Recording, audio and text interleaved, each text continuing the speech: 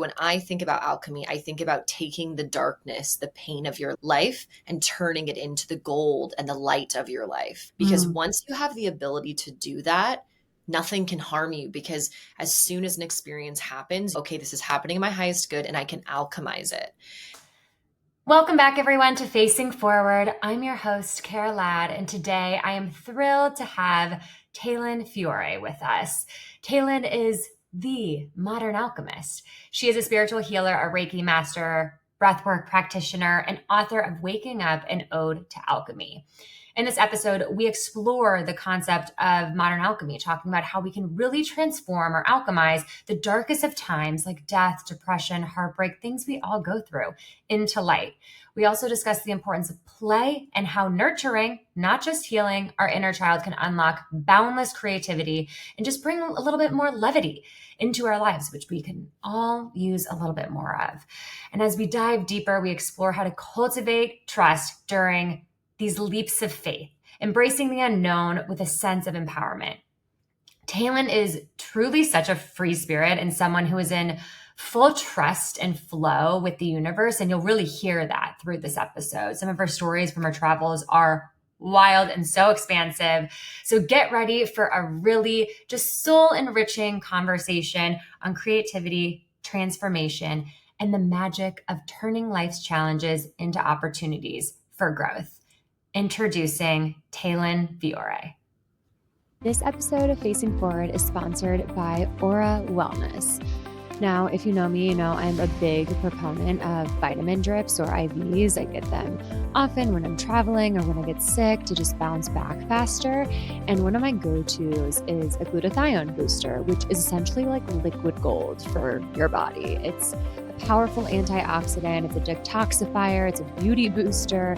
It's essentially your body's first line of defense in fighting free radicals, which causes inflammation and disease and aging skin, etc. But these IVs can be super expensive and they aren't accessible everywhere. And that's why I'm so pumped about Aura Wellness's glutathione spray. It's called Glutarol.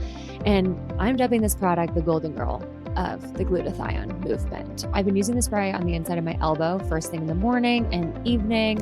It has like a slight sulfur-like scent to it, and it could be slightly sticky at first, but bear with me, it goes away, and the results are worth it. And it's just been overall so much more convenient than, running to get a booster, and more impactful because I'm using it daily. And not to mention the entire bottle costs the same as one of my drips. Overall, I would say the biggest shift has been in my energy levels. My energy has just felt more sustainable. I found myself saying I'm tired a lot less, which I'm guilty of.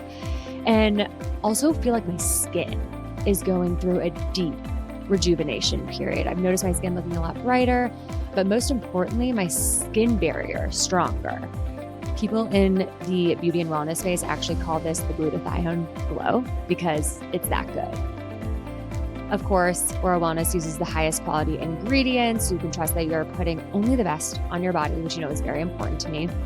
I'm just really excited for everyone to check this brand and product out. It is really making waves in the health and wellness space. You can use the code Kara Ladd, that's capital KARALADD, to get 10% off any Aura Wellness product. And don't forget to tag me at Kara Ladd on Instagram if you store your posts. You all know I am a multi-hyphenate entrepreneur. I am a writer, speaker, strategist. I'm now building out a conscious retail concept. And I would not be able to do this podcast without my production partner, New Edition Consulting. New Edition Consulting is a boutique content marketing agency that partners with thought leaders and brands looking to launch, maintain, grow, and monetize their content marketing efforts. Simply put, every brand today is in the business of deepening their connection with their community. And an intentional, consistent stream of content, whether that be a podcast, a newsletter, or on-brand social media campaign, the content is the spine that holds this effort together. New Edition provides one-on-one, end-to-end, 360-degree content marketing support to all of their talented clients that have packed schedules like mine. Think of New Edition as your accountability partner, your content strategist, growth marketer, and admin, all rolled up into one. If you have been looking to launch or up-level your podcast, newsletter, blog, or social media, but simply haven't had the time, tools, or support, head to neweditionconsulting.co to book a free exploratory call with their team. I genuinely could not recommend them enough. And this podcast, again, would not be possible without them.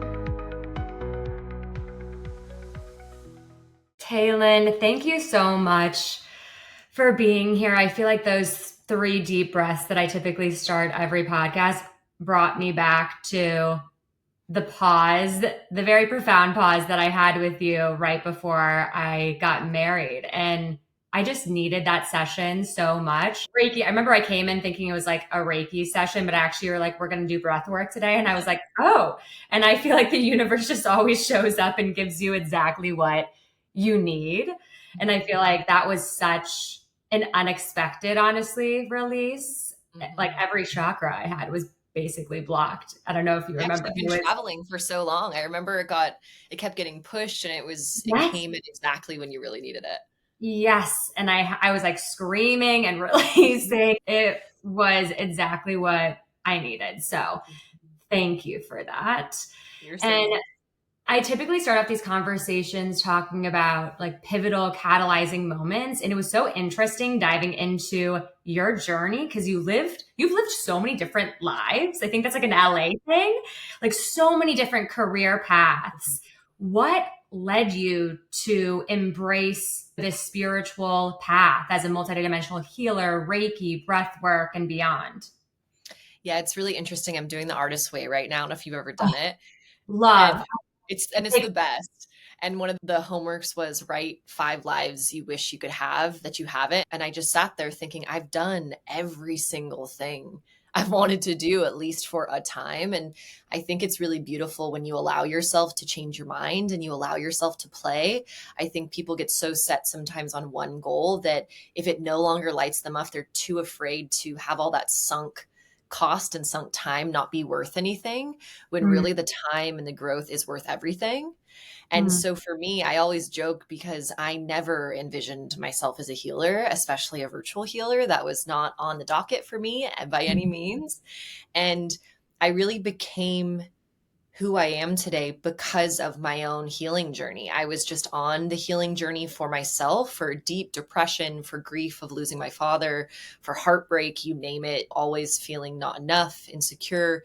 And I just really propelled myself deeply into the spiritual path after the combination of losing my father suddenly when I was 18. I was 2 months into college and it rocked my world, but I completely stuffed it down for 7 years because I was in a new school. No one wants to talk about dead dads when you're meeting them in college. So I just drank a lot, had a really superficial friend group. And it wasn't until the next partner that I dated, when we broke up, it cracked open the box of grief for my father that I hadn't dealt with. And it was the darkest depression I'd ever have. I was so obsessed with wanting to get the relationship back together. And luckily my mom at the time was quite conscious, and she got me a meditation membership at Unplug on Wilshire and was like, please, for the love of God, get out of the house. And I went to breath work, and it was the first moment in months I felt anything. Like I was so numbed out. And it was something that I had that membership for 2 weeks. So I just went every day for 2 weeks, and it was this small light that turned on. So I just, for years, threw myself into yoga, meditation, plant medicine, therapy, psychics, like everything. But it was very much something I kept to myself. It was not something I shared with people outside of my very close friends, because it was something that I saw as very taboo. I thought it was woo and that I would be made fun of. So it's been really interesting that now I'm so forward facing with it, because that was never something I saw for myself. I would have made fun of myself like a decade ago. I would have been like, oh my God, this person. And it's just so funny. They call it calling for a reason, because the more that I healed myself and the more that I got the ego and superficiality of all these different things that I'd wanted before that, I got to the heart of just what it feels like to feel deeply and desperately alone. My thing does this a lot. I don't know why. And it just showed me that there's so many people that feel that way. And if I can help alleviate that in any way that I wanted to. And it wasn't really until Reiki that was actually one of the last modalities that I learned where my intuition really started clicking in for others when I would practice during training. And it was so specific once for this 16-year-old girl that I didn't know. And I just kept hearing, your parents aren't going to get divorced, over and over. And I told her that at the end, and she just started bawling and was like, my parents just told me they were separating. And I remember driving home that night and thinking, maybe this is bigger than me. Maybe this gift is something that can help people, because it really just helped that girl in that moment. And I just started leaning in, but not all the way. I had a little Reiki room, but I still wanted to act and do all that. And the more that I resisted it, the louder it got, until I finally just went all in. And ever since, everything has been not always easy, but incredibly fulfilling. Yeah, that's so beautiful. I always say, like, when it's the kind of the cliche, spiritual cliche, but it's really powerful. Like, what you resist persists. And it's when you're not listening to your intuition, it only gets louder. The Aubrey Marcus thing of the whispers turn into nudges, turn into like full blown screams and tantrums. And I feel like that's what really manifests. Thankfully for you, you were able to decompartment in your body. And I think that's something that was so profound for me when we connected, is we can stay up in our minds and in our brain and like over intellectualize our healing, but we forget somatically to drop into our body. And that everything like emotions, healings, traumas, we need to drop into our heart center and into our body in order to fully like heal and integrate. And I feel like Reiki is like the gateway spiritual drug. Or spiritual like modality. I feel like it's for me, it was where it was the most, still to this day, even after psychedelic and plant medicine ceremonies, the most transcendental psychedelic experience I've ever had. And it was really what cracked me. Oh, it's so gentle, but so powerful. And if what your journey mirrors back to me is when we really are able to embrace darkness and really look fear, death, whatever it is, trauma straight in the eyes and like really acknowledge it, honor it, find compassion for yourself, you're able to release it. And I feel like that's a big part of your work that I feel and see is like this essence of alchemy, which you talk about a lot. What is alchemy to you? And I have your book right here, Waking Up, Ode to Alchemy. What is alchemy to you and how is it connected to your work? Alchemy is taking anything and turning it into something else. So the old times were taking lead and turning it into gold. So it's taking something of no value and making it something of the most value. So when I think about alchemy, I think about taking the darkness, the pain of your life, and turning it into the gold and the light of your life. Because once you have the ability to do that, nothing can harm you, because as soon as an experience happens, okay, this is happening in my highest good and I can alchemize it. And I think for me, the biggest part was when I realized why my father had to die for my life journey and just for my family's. And I realized if I could alchemize that, the most painful moment of my life, then getting in a car accident or a breakup, I could always find the silver lining. And again, it's like what you just said. It's not about just saying, oh, this is that. It's about looking at it. It's about befriending the darkness. It's about looking at the emotion. And then for me, alchemy is directly linked to creativity. So you want to take that emotion that doesn't feel good and you want to create something with it, create a meal, create a song, a dance, just something to take something that like a shitty hand that was dealt to you and transform it into something else. And then you now control the meaning of it and say, I took this, but I made it art, or I took this and I made it compassion, or whatever it is. And it makes you a completely sovereign being, because anything that comes into your field, you can take control and alchemize it into something that you want. So where do we begin? We are going through a challenge, a trauma, if we're like just honestly in a rock bottom, like how do you suggest someone really begin to alchemize? Because I think what we were talking about before, like we are performative beings. Like I always come from a very solution-based place, but there is a time and space for us to honor again what's going on. Like, how do we start? Yeah, and I think the first place you want to start is to allow the darkness. I think we're all so conditioned to not let the dark side or the shadow out. So it's really about getting clear on that. I personally love music, journaling to link the two. I think music has a beautiful way to bring out emotions because a lyric will hit you and you didn't even realize you were holding that. So that's why I like having poetry and music in my book to help like turn over the soil to get you moving. And so if you're going through a dark time, it's really about sitting there and putting on something that's going to help you elicit that emotion and then just sitting with it and looking at it and not judging it and not trying to repress it. And then putting pen on paper of what is the emotion, if you can really boil it down to a word or a sentence. What is it? Is it grief? Is it heartache? Is it abandonment? Is it insecurity? What is it that is really being triggered by whatever situation you're currently going through? And then what you want to do is just allow yourself to feel it for a little bit and just release it. I think they say that an emotionally lasts, 5 seconds if you just fully feel it. Yeah. So sit there, feel it, and then look at the word, or if it's a specific person in your life and say, how can I alchemize this into something else? So let's say, for an example, you lost a friend. And so you're going through deep grief. And so you wrote the word grief. Maybe you make that friend's favorite meal and then you share it with a loved one. So it's a way to take that grief and remember the beautiful nostalgia, create something physically with your hands, and then make a beautiful moment with a new person, a friend or a family member. So you're taking that grief and you're building something and growing something from it. But creating doesn't always have to be what we consider artistic. That's why I like to talk about gardening or cooking or even making a spreadsheet. It doesn't always have to be writing a song because that's not a possibility for all of us.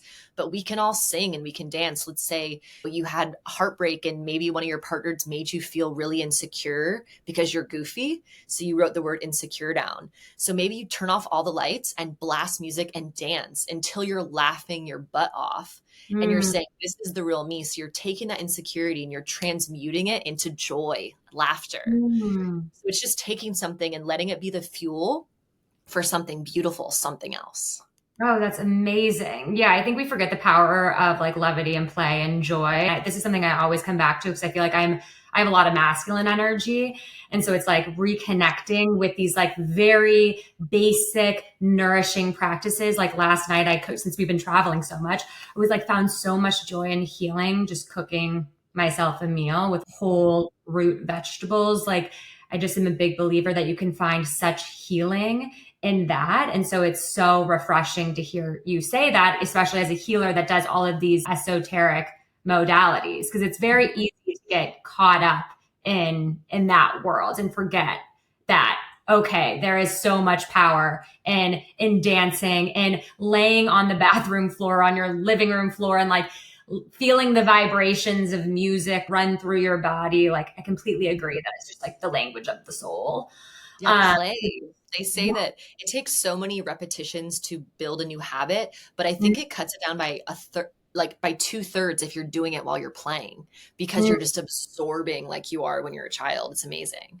Oh, that's incredible. What are some of the personal practices that you are using right now in this stage? I know you are in this deep stage of creation. You mentioned you're writing a novel. You literally just birthed the book baby in May, which is insane.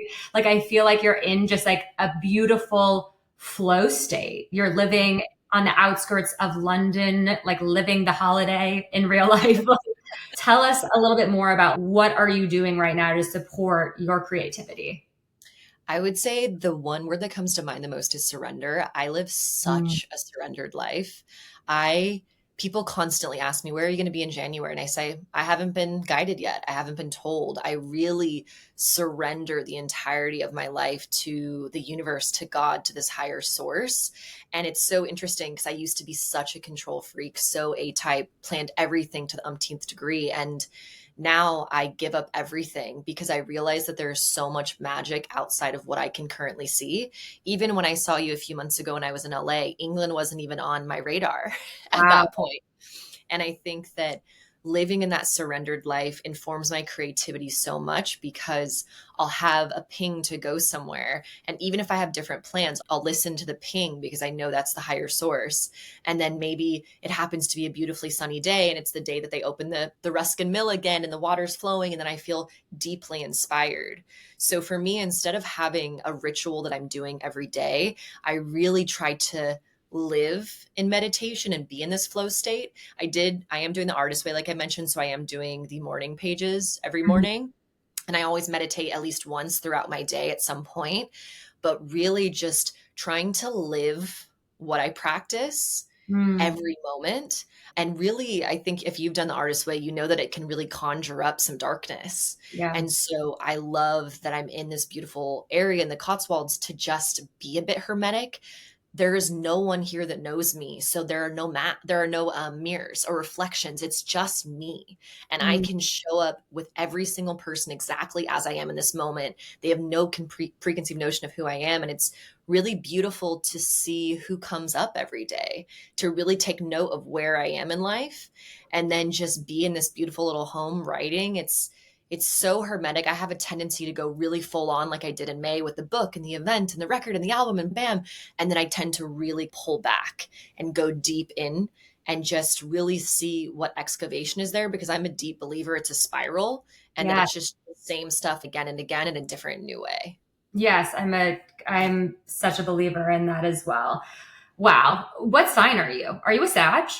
And I'm a Leo. Oh, that makes sense. Okay. You got to have Sag somewhere. Or where, I know you're big into astro, really? No, I'm a Leo Taurus, but I have three planets in Virgo, so I have a lot of that A-type energy too. But I think 4 in Leo. Okay, I can totally see that. And then you're big into astrocartography as well. Have you looked up your lines where you are?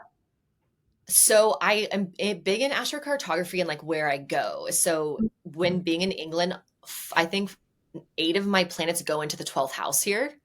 So it's all about deep spiritual gifts, inner reflection. And I feel that I've had a really deep, long dance with insomnia and nightmares. And there's been a lot of that coming up here. And I'm like, okay, it's time to finally face this thing that I've had on and off my entire life. But it was really bad, basically until I was 25. Wow. And now it comes in and out. And I'm like, oh, so this is one of the reasons I'm here, is to face this subconscious darkness that's living within me. And it's just really beautiful because, again, I just feel really held here. I got led to the Cotswolds in a totally crazy way. I was in London. I had no idea where I was going. I went to a seaside town and was, hey, God, I don't know where I'm going. Like, I have a whole country. And I had been looking at the Cotswolds over and over on Airbnb and nothing felt right. I'm really big into aesthetics. I used to be an interior designer and it was all like older stuff. And in the seaside town, I got woken up at 2 a.m. and I was just sitting there and I just heard, go online, look for a place or something like that, or Airbnb. I forget, I was tired. And this place that I'm in now pops up. It's like mid-century modern in the Cotswolds. And I'm like, oh my gosh, this is it. So I come for a week, completely fall in love with the person I'm renting from. She's a filmmaker. And she goes, how did you find the listing? And I go, what do you mean? She goes, we're brand new and Airbnb won't show it at all because there's no reviews yet. And I was like, I saw it at 2 a.m. And she was like, oh my gosh. And I was like, God literally woke me up just to bring me here. So that's what I mean by surrendered. Sometimes you don't really know what you're doing, but then to me, the sign always comes. And I'm so obsessed with this town and my neighbor and just everything that's unfolded here. But it takes those weird moments where I could have never found the listing if I wasn't woken up until the middle of the night. Do you keep like a ping list or something that helps you hone trust while you're in these crazy leaps of faith? I have a blessing book that I keep. That's something to just remind me how many synchronicities happen, but I don't have a ping one specifically, but I do have people in my life that remind me, because I get a little nervous every time I move and my mom will just be like, Talyn, you always end up in the absolute coolest house in the craziest way. So she'll always just mirror it back to me. Wow, that's actually very powerful that your parents and your friends are able to support and amplify you Mhm. in that place of full surrender, because that makes all the difference, honestly. It's, Mhm. I always say that you're a compilation of the 6 people that you surround yourself with. And I think that's even more so now, like digitally and physically. So I feel like you probably wouldn't be in that place if you weren't surrounded by that support. It's really Totally. powerful. And also, because I ride pretty high most of the time, but we're all human. We all have those moments of fear, of doubt. You're in a brand new country. There's a lot of new data. And it's just so helpful that I have people that believe in me. And like you said, just remind me of, you've done this so many times. It always comes in the 11th hour, but it always comes. And then Right. every time it comes, they're all like, oh, what do you know? We're all held. That's not always what happens. What's that phrase? It's not happening to you, it's happening for you. I'm really curious how spirit comes through to you. You've mentioned a couple times like pings and you've heard this. Do you have a certain clair that you work with, or how do you work with spirit? Yeah, clairsentience is my main one. For me, it's usually if it's a thought that comes out of nowhere. So when I was living in LA for a long time, and the first kind of big ping that led me on this really surrendered path a year and a half ago, I was sitting in a circle and I just had this thought, I'm moving to Sedona, Arizona, because someone was talking about it and I had never been there. So for me, it's not that I hear someone else's voice, it's just this random thought. And I'm like, what? But then the interesting thing is that all of a sudden I'll just start talking about it. It involuntarily is like coming through, being like, hey, I'm moving to Arizona. Everyone's, what do you, and even in my head, I'm like, what? No, I'm not. But it just keeps coming out. And then I, a lot of the time, ask for clarification and I asked for signs. Like for Sedona, I asked, because that was a really big leap for me at the time. Now it's nothing compared to England, but and I said, give me a really clear sign. Am I really going to leave acting, leave this dream that I've had since I was a kid? And I got evicted the next day. I was like, louder than that. Yeah. Wow, that's powerful. Hmm. You live such an abundant life. And I feel like something my partner and I talk about as two entrepreneurs beginning this new chapter. We live in New York City where everyone is hustling and wants to do more and wants to be more. And we always feel the need to see more. It's kind of that performative essence, that nature that we talk about. How can we shift more into a state of abundance? Shift out of scarcity mindset, out of that way of being, and live this more abundant and expansive life? Yeah, I find the easiest thing to do it is to take it away from money. If you think of how much air there is, and there's always an abundance of air. And so, really, just taking note of things or looking at your pantry, and there's always food, there's always an abundance of food.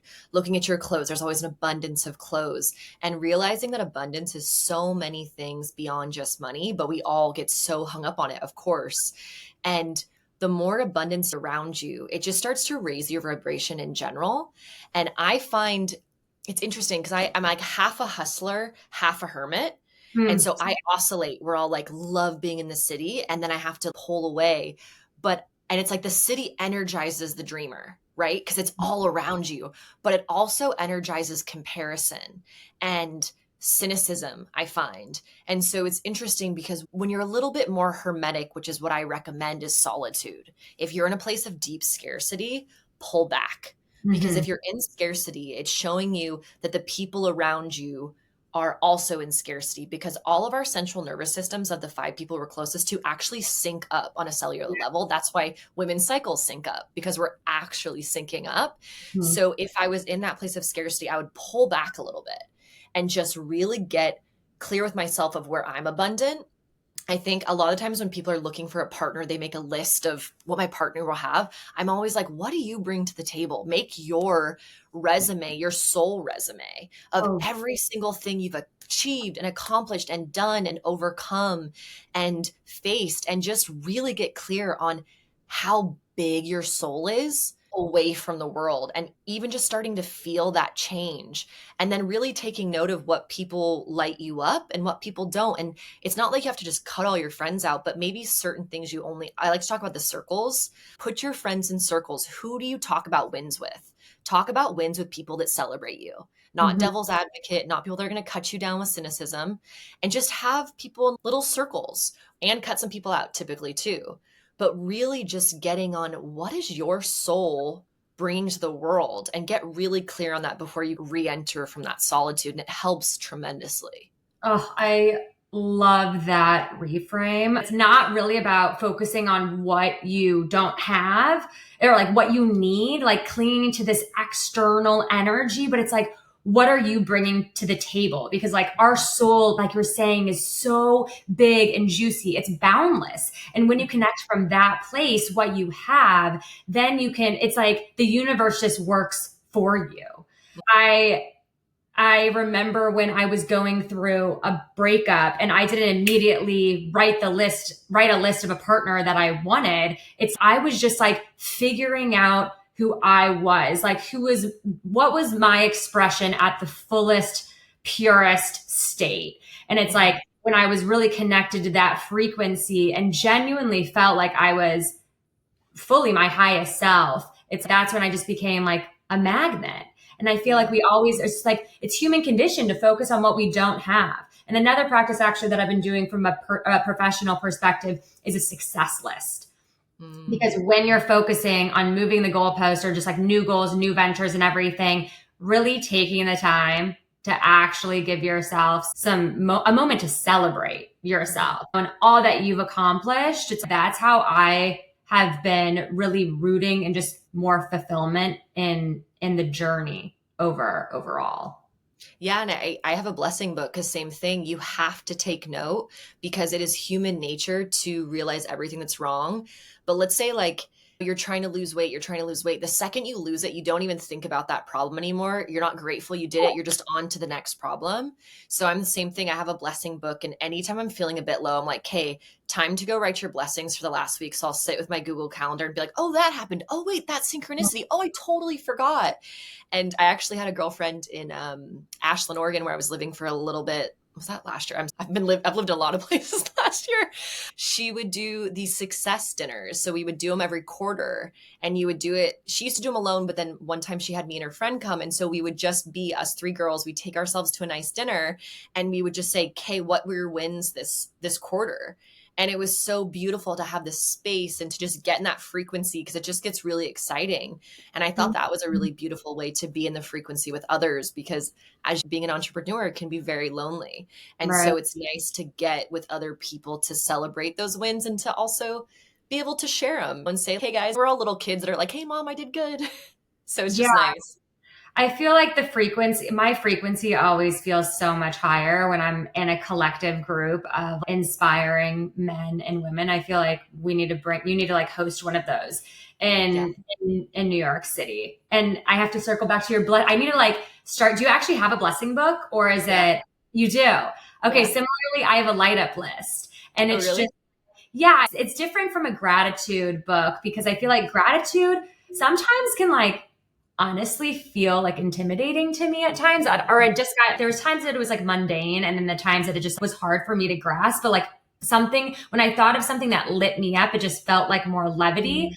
I'm like, oh, what is really igniting my soul? And I feel like it was like taking that inward out approach versus outward in. And so I'll have swap or something. Like I want to get a blessing book and I'll send you a I was going to say, it's funny because I've just had this one forever. It's like just like a tiny little notebook and I just write them I just do it so easy. But I actually just got one made on Etsy that actually says blessing book. And I'm like, ooh, this one's way more exciting.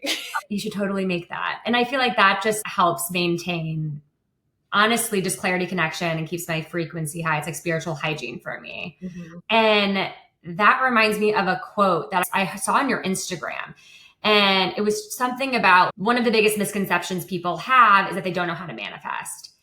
And tell me more about that, because when our frequency is in like coherence with spirit, we're like consistently manifesting, right? Whether we know or not.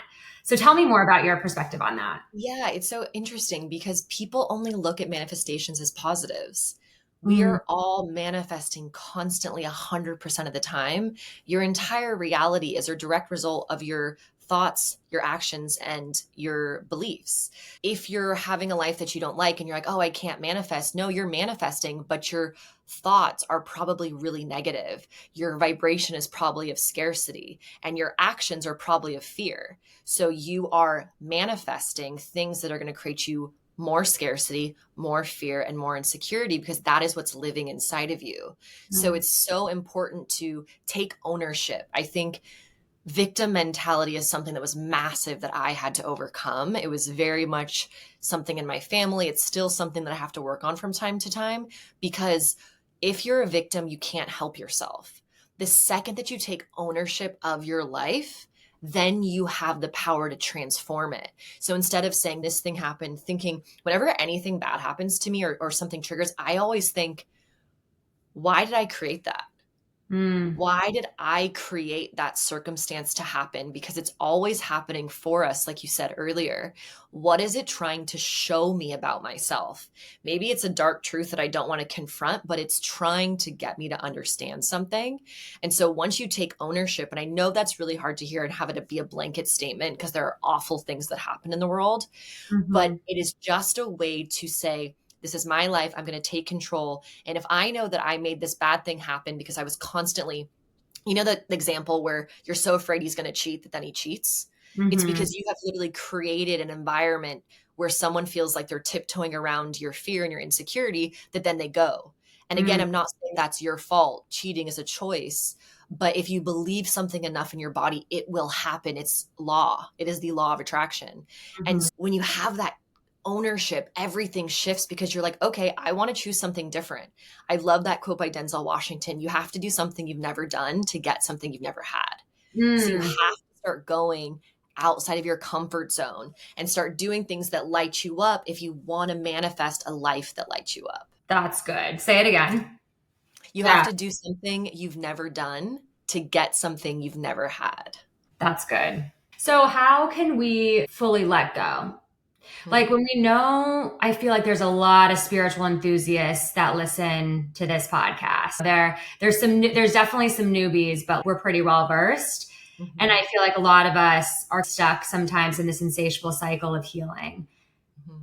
And I feel like for me, my body typically knows, but we have this addiction to healing sometimes, or this addiction to this darkness. Like, how can we let go? I totally agree with you. I think that we are so addicted to labeling things that then it's, I'm a starseed, I'm a this, I'm a that, he's a narcissist, I'm an empath. When it's really helpful to have language that helps us expand and understand each other.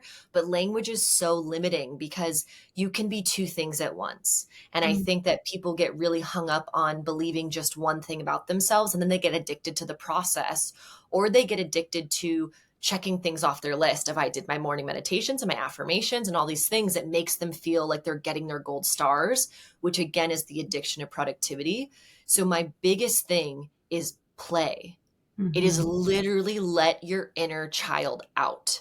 Because I have so many people I teach Reiki and they're saying, I don't want to mess this up. And how do I do it? And I go, okay, just take a breath, go dance. Go channel the Reiki while you're dancing in a field to music, and you will feel it so much more than if you're sitting there with a list of 10 steps of, okay, 1, 2, 3, 4, because you're so in your head, and we need to get you into your soul. I think that we have a world that's so disconnected from their inner child, and the inner child is the creator. They are the muse. So the more that you let them out and the more that they feel safe to be seen, the more creative you'll be, the more energy you'll have, the more love you'll have, the more joy. It's really just getting back to the innocence that was lost within all of us somewhere along the way. And that's when like the downloads drop in. I always say this to my husband, who's a grounded earth Taurus. And I'm just like, the idea isn't going to come actually when you're behind the screen. Like it's going to come when you're in nature, when you're doing something creative, or like for him, it's like playing basketball. I feel, and that's what the artist date is. It's like finding what works for you. Have you been doing the weekly artist dates? It's funny.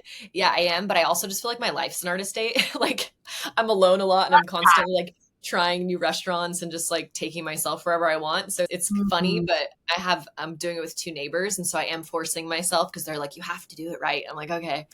But yeah, I do really feel like I've gotten to this point after 8 years where I live a life of creativity. Like it is, I like bathe in it in every moment, in how I dress and how I just like decorate my homes and how I set up my Canva. And just really, I try to live the work, because embodiment really becomes the next step. After you have it all here, you want to actually live it. And not to say that there's not ups and downs, but really just becoming what I teach other people, because the clearer I am about myself, the clearer reflection I can be for anyone I work with, for them to realize who they really are.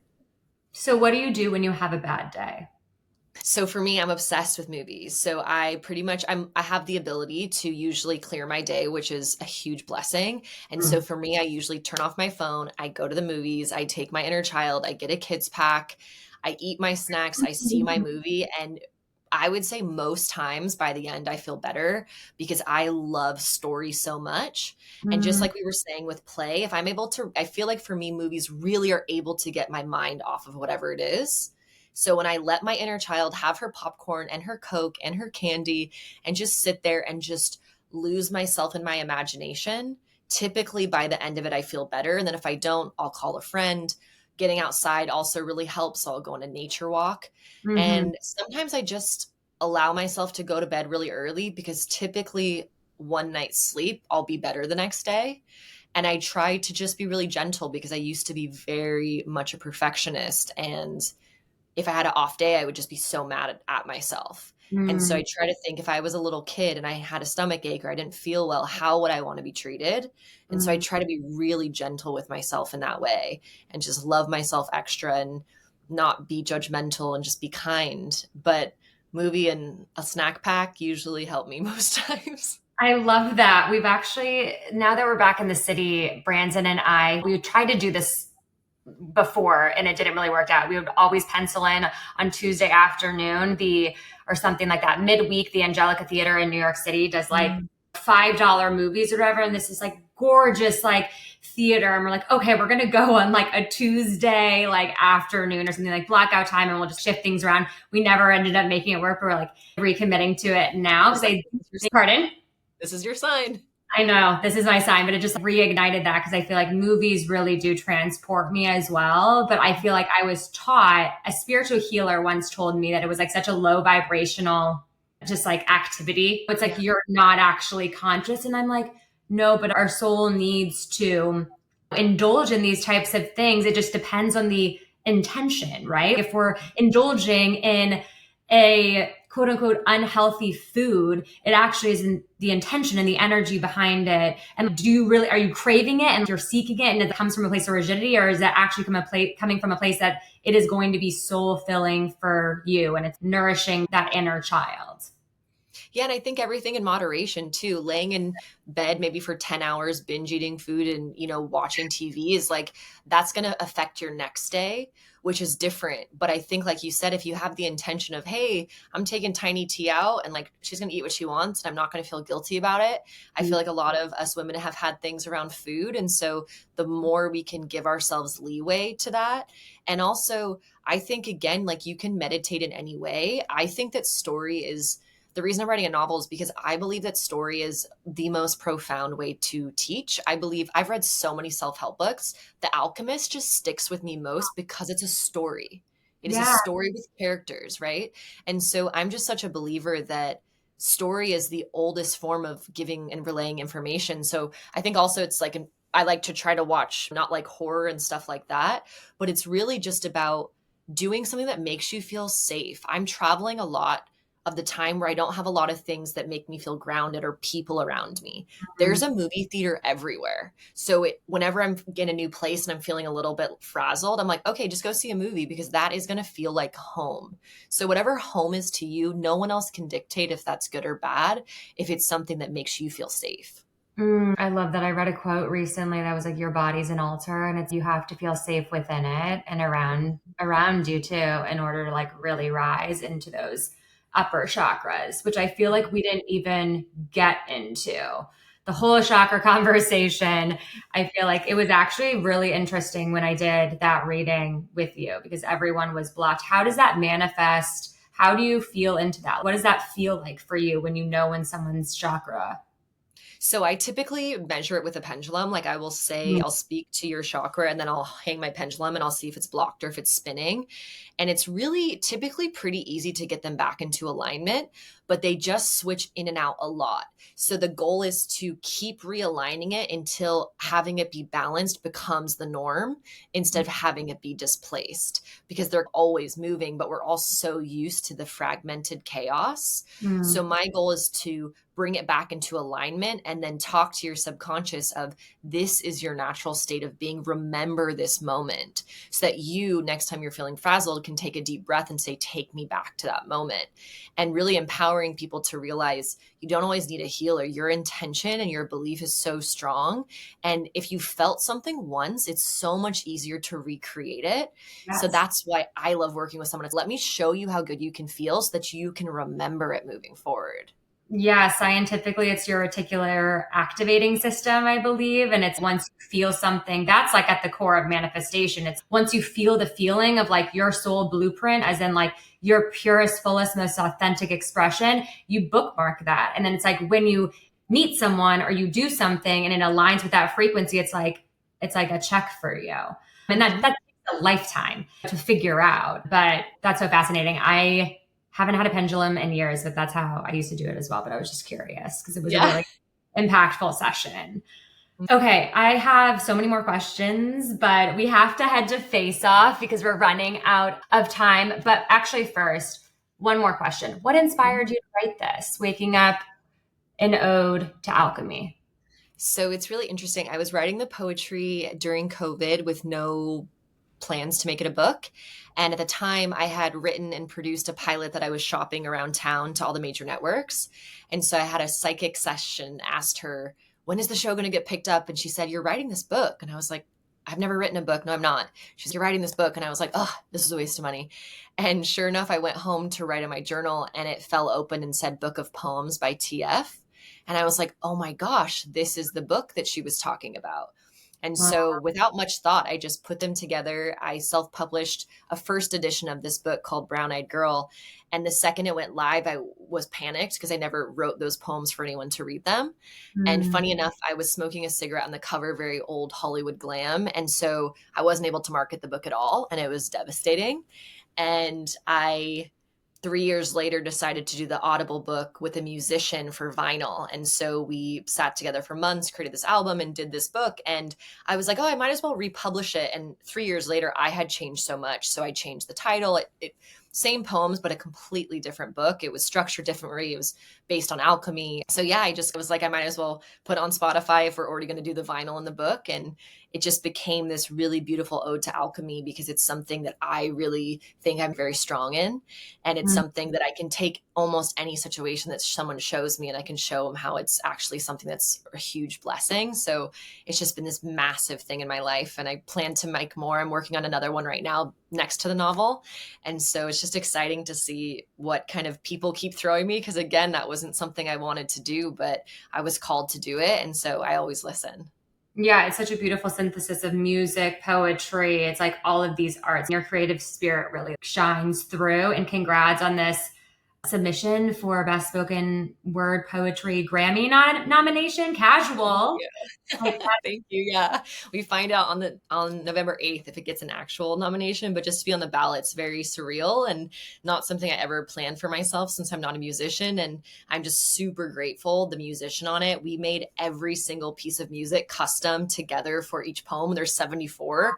So that's so many different tunes. And I am so obsessed and in love with the album. And I think it's because I collaborated. It's something that I got to see someone else really shine and sparkle and also have so much impact and input. And I'd never worked with music. So it was juicy and new. And I'm really proud of it. Oh my gosh, you are so inspiring. I feel like I need to go paint or go to a pottery class after this because that's like the juice that so many of us are missing on our journeys. And that can just spark and transcend into so many different things, our career, our relationships, and beyond. So thank you for all the work that you put out into the world and best of luck with the submission. Fingers crossed. I think our podcast is coming out on 11/8, so everyone has to go and check Talyn nominee out, submission out. But we do a series called Face Off, and it's quick fire questions that are meant to be answered in 2 to 3 sentences. You ready? Mm-hmm. Okay. How are you slowing down and resacreding life right now? I feel like we don't talk so much about this, but. Luckily, England is slowing it down for me. It's quite Mhm. wet, dark, and cold. So a lot of slow just because of the elements. Love that. My Cancer sun sign is yes. That's beautiful. What are you currently doing right now to learn and grow? The artist way.